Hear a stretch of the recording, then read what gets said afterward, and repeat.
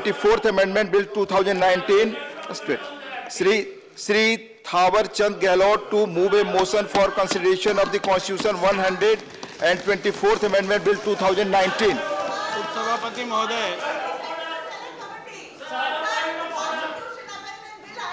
मैं प्रस्ताव करता हूं कि संविधान का और संशोधन करने वाले लोकसभा द्वारा यथा पारित संविधान 103 संशोधन विधेयक 2019 पर विचार किया जाए।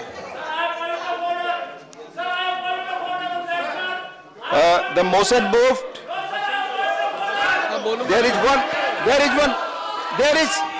There is one amendment by Srimati Kanjimoni for reference of the Constitution 124th Amendment Bill 2019 to a select committee of the Rajya Sabha. Members may move her amendment at this stage without any speech.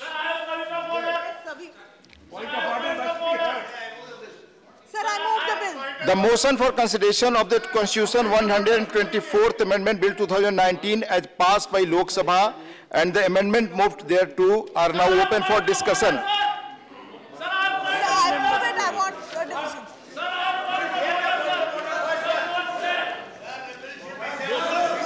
Just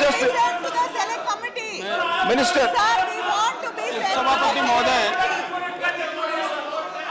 उपसभापति महोदय, Wait, allow, listen after his speech, please.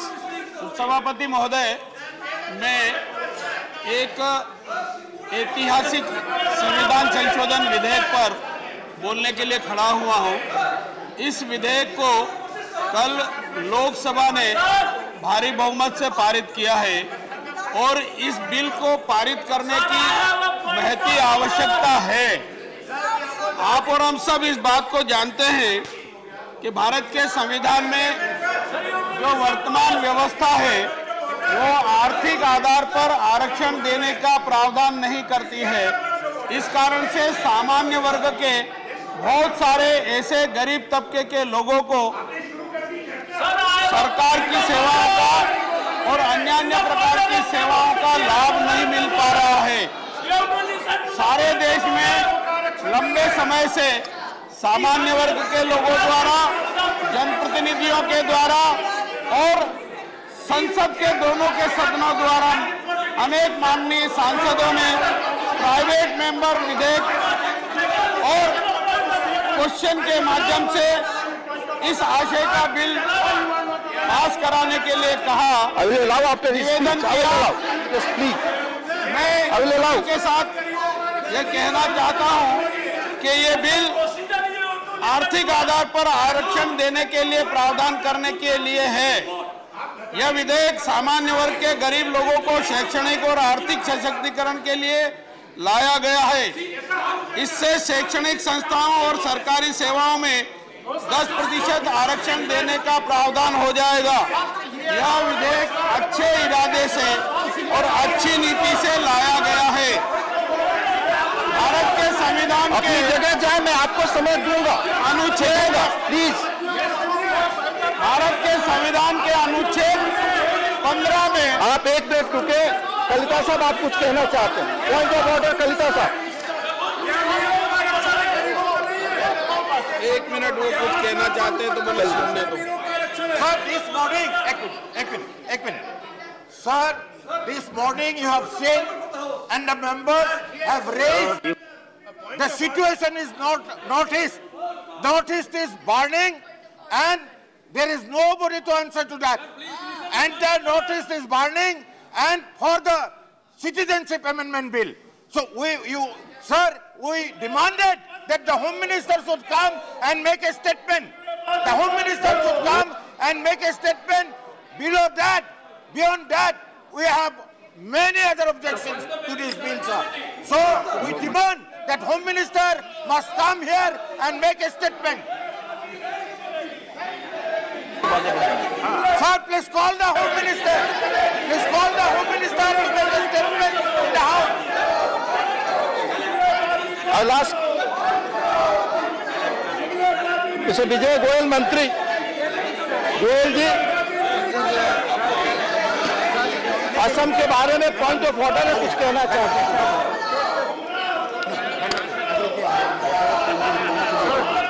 You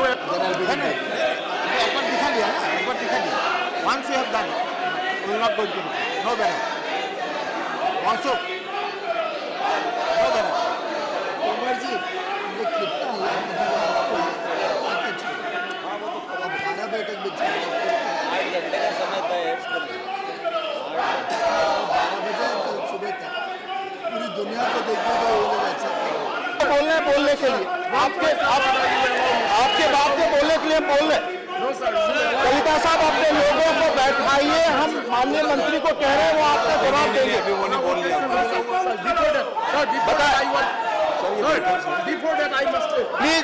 please अब take your seats. बताएं। इस शोर शराबे में assurance क्या दूंगा? या तो ये बिठा ले तो एश्योरेंस दे दें कि भाई 2 बजे राजनाथ जी ऐसे शोर शराबे में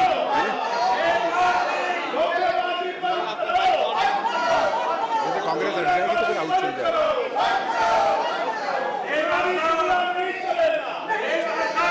सर, ये सदन के अंदर जो कांग्रेस के सदस्य बात रख रहे हैं,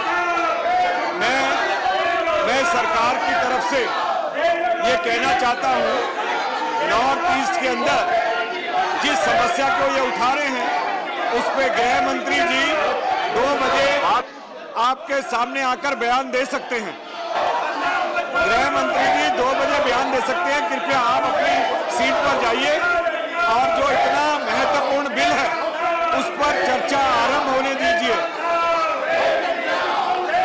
माननीय मंत्री जी अपना भाषण। माननीय उपसभापति महोदय, जैसा मैंने बताया कि ये सामान्य वर्ग के ऐसे गरीब लोगों के शैक्षणिक और रोजगार संबंधी सशक्तिकरण के संबंध में संशोधन बिल है। जो संशोधन में किया जा रहा है उसके बारे में मैं निवेदन करना चाहता हूं। भारत के संविधान के आर्टिकल 15 में एक सब आर्टिकल 6 जोड़ा जा रहा है और इसी प्रकार से संविधान के अनुच्छेद 16 में एक अतिरिक्त सब आर्टिकल 6 जोड़ा जा रहा है। वर्तमान में जो प्रावधान है उसकी जानकारी मैं पढ़ करके सुनाना चाहता हूं। संविधान के अनुच्छेद 15 में खंड 5 के पश्चात निम्नलिखित खंड अंतःस्थापित किया जाएगा, अर्थात 6 इस अनुच्छेद या अनुच्छेद 19 के खंड 1 के उपखंड 6 या अनुच्छेद 29 के खंड 2 की कोई बात राज्य को खंड 4 और खंड 5 में उल्लिखित वर्गों से भिन्न नागरिकों के आर्थिक रूप से दुर्बल किन्हीं वर्गों की उन्नति के लिए कोई भी विशेष उपबंध करने से निवारित नहीं करेगी और खंड 4 और खंड 5 में उल्लिखित वर्गों से भिन्न नागरिकों के आर्थिक रूप से दुर्बल किन्हीं वर्गों की उन्नति के लिए कोई भी विशेष उपबंध करने से वहां निवारित नहीं करेगी, जहां तक ऐसे उपबंध ऐसी शैक्षणिक संस्थाओं में जिसके अंतर्गत अनुच्छेद 30 मैं आग्रह करता हूं अपनी जगह जाए और ये बहस होने दें। ये महत्वपूर्ण बिल है, पूरा देश देख रहा है। शैक्षणिक संस्थाएं भी है, चाहे वे राज्य द्वारा सहायता पाने वाली है या सहायता नहीं पाने वाली है, जो आरक्षण की कोई चीज रिकॉर्ड पर नहीं जा रही है आरक्षण सिवाय मंत्री जी के भाषण के अलावा। प्रत्येक प्रवर्ग में कुल स्थानों के अधिकतम 10% के अध्ययन होगा और इस संबंध में एक स्पष्टीकरण दिया गया है। जो अनुच्छेद 15 और 16 में जो संशोधन किया जा रहा है उसके लिए है। इस अनुच्छेद और अनुच्छेद 15 के साथ 16 के प्रयोजन के लिए आर्थिक रूप से दुर्बल वर्ग वे होंगे जो राज्य द्वारा कुटुंब की आय और आर्थिक लाभ के अन्य सूचकों के आधार पर समय समय पर अधिसूचित किए जाए। इसी प्रकार से आर्टिकल 16 में जो संशोधन किए जा रहे हैं वो इस प्रकार है। संविधान के अनुच्छेद 16 में खंड 5 के पश्चात निम्नलिखित खंड अंतःस्थापित किया जाएगा, अर्थात इस अनुच्छेद की कोई बात राज्य को खंड 4 में उल्लिखित वर्गों से भिन्न नागरिकों के आर्थिक रूप से दुर्बल किन्हीं वर्गों के पक्ष में नियुक्तियों और पदों के विद्यमान आरक्षण के अतिरिक्त तथा प्रत्येक प्रवर्ग में पदों के अधिकतम 10% के अध्ययन आरक्षण के लिए कोई भी उपबंध करने से निवारित नहीं करेगी। सभापति महोदय, ये संशोधन होने के बाद भारत सरकार को और राज्य के सरकारों को आर्थिक आधार पर कमजोर वर्ग के लोगों को शैक्षणिक संस्थाओं में 10% आरक्षण और सरकारी सेवाओं में 10% आरक्षण देने के प्रावधान करने के अधिकार होंगे। आज के इस संशोधन के पहले भारत के संविधान में इस प्रकार का कोई प्रावधान नहीं होने के कारण अभी तक इन वर्ग के लोगों को लाभ नहीं मिल पाता था और लंबे समय से ये मांग की जा रही थी। नरेंद्र मोदी जी के नेतृत्व में भारत सरकार ने ये ऐतिहासिक निर्णय लिया है और आज मैं सदन के सामने ये संशोधन विधेयक प्रस्तुत कर रहा हूं। हमको मालूम है कि इसके पहले भी कई सरकारों ने समय समय पर आरक्षण के प्रतिशत में वृद्धि करने का निर्णय लिया, पर उच्चतम न्यायालय ने उसको अस्वीकार किया था और वो अस्वीकार करने का प्रमुख कारण ये था कि भारत के संविधान में इस प्रकार का कोई प्रावधान नहीं था। इस कारण से 50% की जो सीलिंग लगी थी उसको। आप मिस्त्री जी कुछ पॉइंट ऑफ ऑर्डर पे है प्लीज। ये सब लोग गुजरे, आप अनुशासन में रहेंगे तभी मैं सुन सकता हूँ। इंट्रोडक्शन स्टेज है, पॉइंट ऑफ ऑर्डर पे है। इंट्रोडक्शन स्टेज है, point of order, please you two point of order रखिए।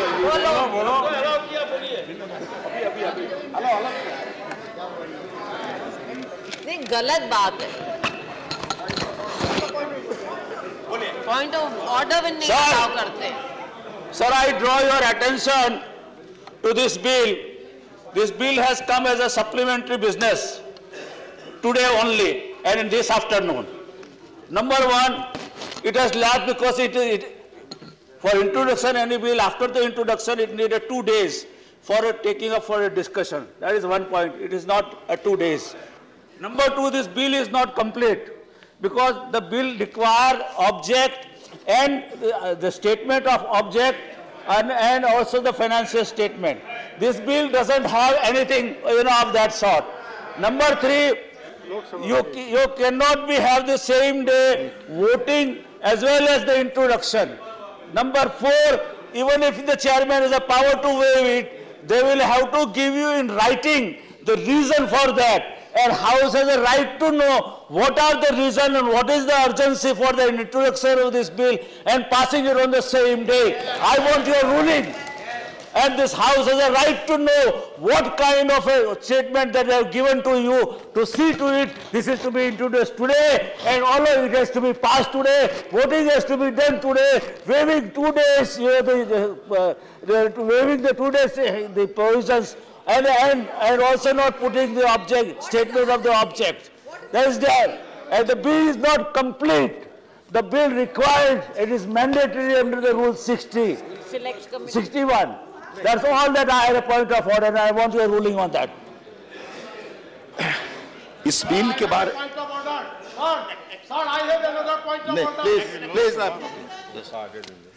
सर, मैं समझता हूं कि आज भी जो विपक्षी दलों के साथ बैठक हुई और लोकसभा के अंदर भी जो सारी कार्रवाई हुई इस कॉन्स्टिट्यूशन अमेंडमेंट 124 बिल को लेकर, जिसमें सरकार 10% आरक्षण आर्थिक आधार पर दे रही है, उसके बाद ये सहमति बनी कि 8 घंटे इसके ऊपर चर्चा होगी।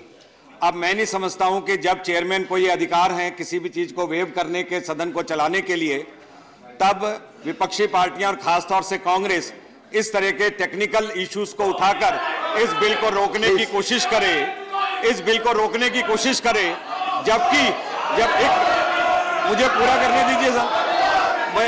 जबकि लोकसभा के अंदर और स्वयं प्रधानमंत्री मोदी ने सभी सांसदों का इस बात के लिए धन्यवाद किया है कि आपने इस बिल को पारित किया है, क्योंकि ये बहुत समय से लंबित था इसके ऊपर कार्रवाई होनी। तो मेरा ये कहना है, ये तकनीकी तौर पर इशू उठाकर सदन का समय खराब कर और आप इसका अप्रत्यक्ष रूप से अगर विरोध कर रहे हैं तो बात अलग है, वरना इसके ऊपर चर्चा शुरू करिए। बिल इंट्रोड्यूस हो चुका है और सरकार चाहती है इसको पास करने के लिए। आनंद जी, एक चीज उपसभापति महोदय मैं स्पष्ट करना चाहता हूं अपने दल की तरफ से। कांग्रेस पार्टी जो संविधान संशोधन है, मंत्री महोदय आपने ये न्याय नहीं किया, ये कह करके कांग्रेस विरोध कर रही है। कांग्रेस पार्टी पक्ष में है, पर मैं स्पष्ट रूप से कह दूं, पर व्यवस्था का प्रश्न उठा है। 2-3 बातें मुख्य रूप से सामने आई हैं, इसलिए सदन का अधिकार है, हर सदस्य का, कोई भी वो सदस्य हो उसका अधिकार है कि वो सभापति से व्यवस्था का प्रश्न उठाए, पॉइंट ऑफ ऑर्डर उठाए और सभापति उस पे अपनी रूलिंग दे। क्योंकि अगर आपने वेवर दिया है, सदन को सूचित करें क्या क्या कारण है, कैसे ऐसी आपात स्थिति थी, उसमें आप बता दें केवल। दूसरा, नियम ये भी कहते हैं कि जो, क्योंकि अभी लाया गया है सप्लीमेंट्री एजेंडा में, इसमें कोई टाइम एलोकेशन बीएससी ने नहीं किया, तो आपको ये घोषणा करनी पड़ेगी कि संविधान संशोधन पे कितने घंटे चर्चा होगी। ये जरूरी है, नियम के तहत आपको पीठ से ये घोषणा करनी पड़ेगी। Once you announce there will be clarity. Now other thing about the need justification मंत्री महोदय ने दिया है। हम एक चीज कहेंगे, ये रिपोर्ट पहले भी थी, तो ये कृपा करके देश को और सदन को हमको सही सूचना देनी है, गुमराह नहीं करना। वो 4.25 साल के बाद आपकी नींद टूटी है, तो इसलिए श्रेय मत लें। इस पे राजनीति है, चुनाव है, हम भी समझते हैं, आप भी जानते हैं। यहां बालक तो नहीं बैठे, सब लोग राजनीति करते हैं, आप ये राजनीति कर रहे हैं, पर हमारे पे दोष मत दें, आरोप मत लगाएं। ये वोट के लिए, यहाँ कोई बालक नहीं है। आप उसको नहीं मिलेगा, 800 बरस नहीं मिलेगा। वो तो 2 करोड़ रोजगार 1 साल के 10 करोड़ आपने पैदा कर दिए। 1 करोड़ 10 लाख रोजगार टूटे आनंद जी सदन को गुमराह मत करें। नहीं, पहले इनका पॉइंट ऑफ ऑर्डर डिस्पोज। वो मैंने सुन लिया, मैं बताता हूं। मैं I'll come back. I'll come back. You have completed, Mr. Mistry. No, you have completed your point of order. Now, Mr. Raja. अरे wait, now, Mr. Raja. Sir, legislation of this nature will have serious implications on our society. And when Parliament makes law, Parliament should do it properly. And this bill has to go through certain procedure. It has not gone to standing committee. And now when it comes to Rajya Sabha, there is a genuine demand, it should go to select committee. At the introduction stage, the chair has announced a motion is there, and that motion has been moved. What happened to that motion? First, let us discuss that motion. Whether the House decides to send it to select committee or not, that should be decided first. Then we will discuss others. Please. Kannimoji. No, already he started, Minister. Sir, you allowed me to move the motion, so let us discuss on that and let us make a decision. It will be discussed later. We have got your notice. I have already announced it. Yes, sir. Yes, sir. Now let me give the ruling. Sir, just start. No, I have said it. No. Sir, can I just finish? Honorable Chairman has given waiver under Rule 123 for consideration of the bill at a short notice on receiving a request from the minister. In today's morning meeting, it was agreed upon to allocate 3 hours for discussion.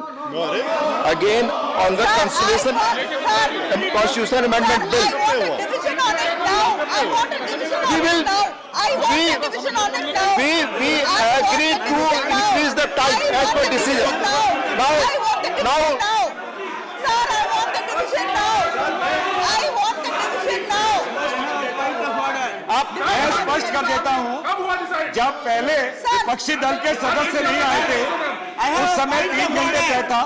जब सारे विपक्षी दल आ गए तो मिलकर यह तय किया गया कि इसके ऊपर 8 घंटे बहस होगी। 8 घंटे की बहस है, 8 घंटे की बहस है। ये सूचना जो विपक्ष और सरकार के बीच हुई बातचीत में तय हुआ वो मैं आपको सूचित कर रहा हूं। अब मंत्री जी अपनी बात आप पूरी करें।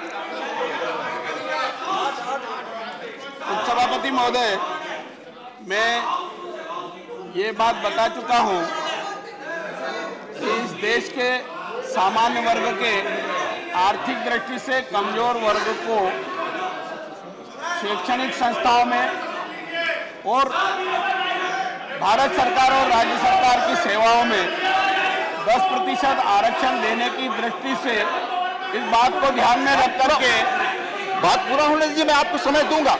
ये बात पूरा होने दीजिए, मैं समय दूंगा। जहां साहब please let the minister complete, I will give time to you. संशोधन किए जा रहे हैं और ये संशोधन इसलिए आवश्यक थे कि सामान्य वर्ग के, गरीब तबके के लोग हमेशा ये कहते रहते थे कि आखिर हमने सामान्य वर्ग में जन्म लिया तो कोई गुनाह नहीं किया है। हमारी भिन्न भिन्न कारणों से आर्थिक स्थिति अत्यधिक कमजोर है और भारत सरकार हो या राज्य सरकार हो या अन्य किसी प्रकार की कोई योजनाएं हैं, उसका लाभ हमको नहीं मिल पाता है। मैं समय दूंगा आपको होने के बाद। मैं आग्रह करता हूं अपनी जगह बैठे, हम पिछड़े हुए हैं। मैं आपको मिस्त्री सुन चुका हूं, कविता साहब परिवार के हो गए हैं, हमको भी आनंद जी जो भी समय आपने मांगा मैंने आपको दिया। आप आग्रह करूंगा कृपया बैठे, मंत्री जी को अपनी बात पूरी करने दें, इसके बाद ही मैं लिया है सोचूंगा। और ये निर्णय कोई जल्दबाजी में नहीं लिया है, अच्छी नीति से लिया है, अच्छे इरादे से लिया है, अच्छे सोच को लेकर के लिया है और उन लाखों करोड़ों सामान्य वर्ग के गरीब परिवारों के आर्थिक और शैक्षणिक सशक्तिकरण के लिए लिया है ताकि वो भी अपना जीवन यापन अच्छे ढंग से कर सके। जहां तक जल्दबाजी की बात है, मैं निवेदन करना चाहता हूं कि इस विषय पर एक बार नहीं अनेक बार संसद के दोनों सदनों में प्राइवेट मेंबर बिल के माध्यम से भी विचार विमर्श हुआ है। अनेक बार अनेक माननीय सांसदों ने दोनों सदनों में प्रश्न पूछ करके भी इस प्रकार की समस्या के समाधान के प्रयास किए हैं। इतना ही नहीं तो मंडल कमीशन जब बना था तो मंडल कमीशन ने भी सामान्य वर्ग के गरीब लोगों के हित में अपनी राय दी थी। प्रतिवेदन में ये उल्लेख किया था कि इन गरीब वर्ग के सामान्य लोगों को भी 10% आरक्षण देने की व्यवस्था की जाए। और मैं बताना चाहता हूं सदन को कि 1991-92 में तत्कालीन प्रधानमंत्री जी की बात पूरी होने दें साहब, मनोज झा 10% आरक्षण का प्रावधान किया था, किंतु उस प्रावधान को सुप्रीम कोर्ट ने अस्वीकृत कर दिया था। और वो अस्वीकृत करने का कारण ये था कि आर्थिक आधार पर आरक्षण देने का संविधान में कोई प्रावधान नहीं था। और हमने ये महसूस किया कि पहले इस प्रकार की सुविधा देने के लिए संविधान में प्रावधान करने की आवश्यकता है, इसलिए हमने ये संशोधन विधेयक प्रस्तुत किया है। इसके बाद एक सिन्हो कमीशन भी बना था और वो सिन्हो कमीशन ने भी इन वर्गों के हित के लिए बहुत सारी सलाह दी थी, बहुत सारी रिकमेंड्स की थी और उसमें भी अपेक्षा की थी कि इनको भी भारत सरकार और राज्य सरकार की सेवाओं का लाभ मिलना चाहिए।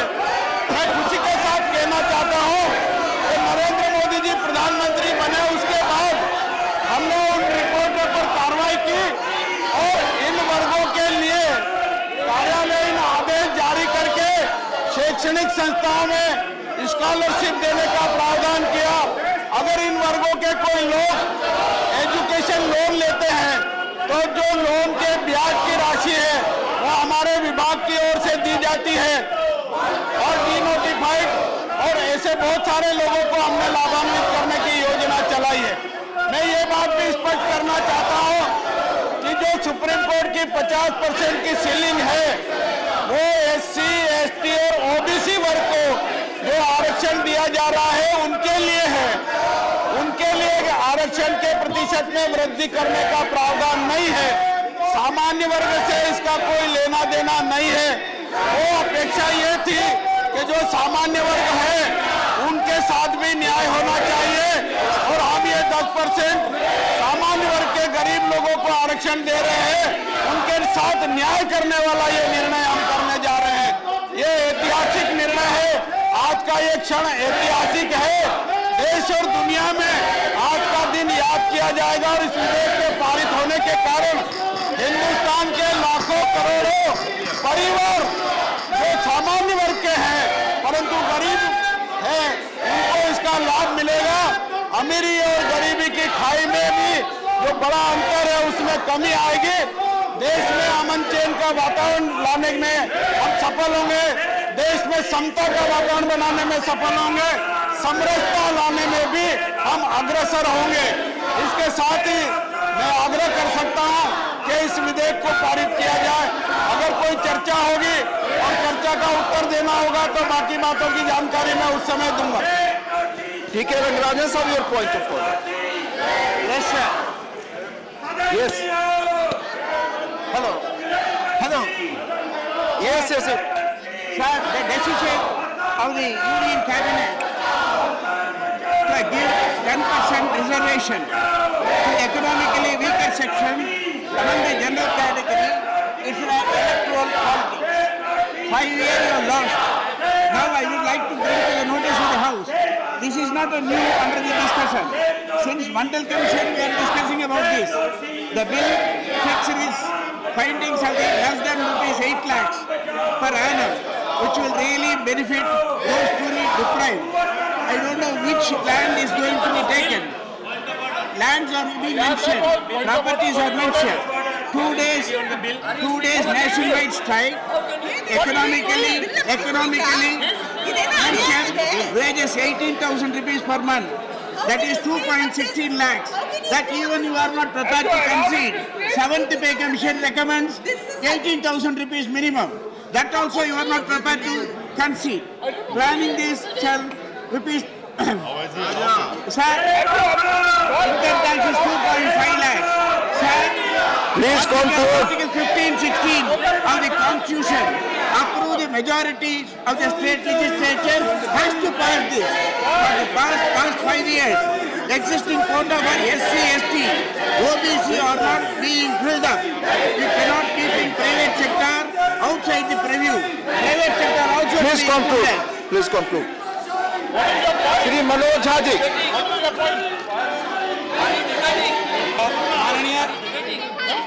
Manoj Jha ji, Manoj Jha ji, Manoj Jha ji.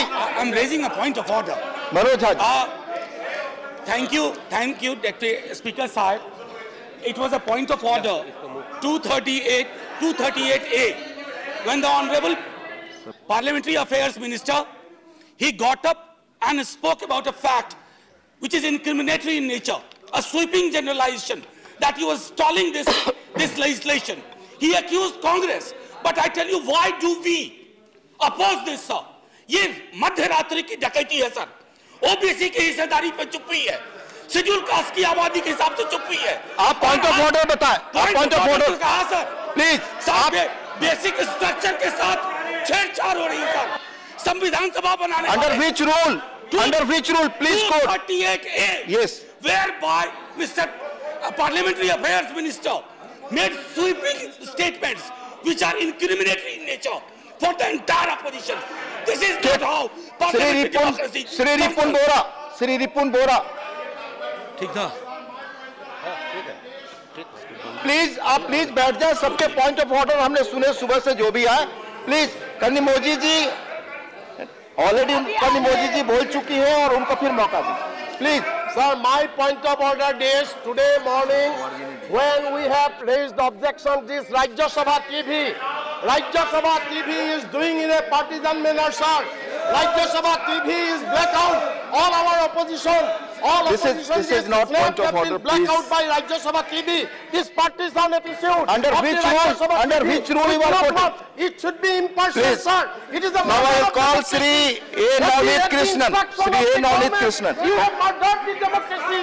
You have stopped the voices of the opposition. Just wait, Anandji. Rajya Sabha TV. It should be impartial. It should be impartial. You have already, Kanimoji ji had moved it. Kanimoji ji has moved it.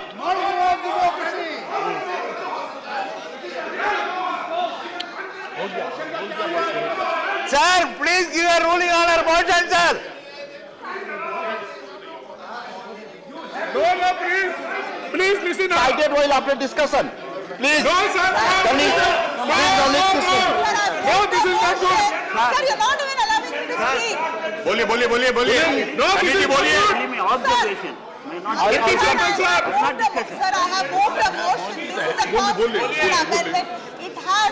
Mr. Navneet Krishnan, just wait. Mr. Navneet Krishnan, please wait. Sir, can I just speak for a minute? You have already... Sir,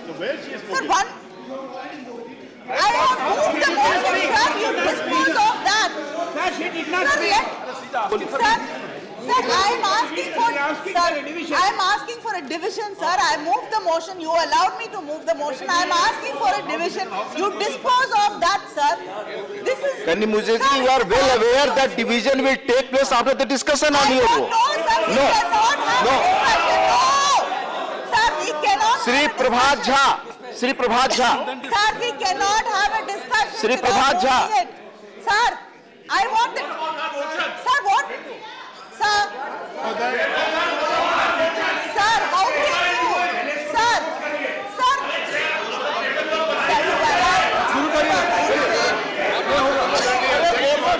I am demanding the division now. I have already told you.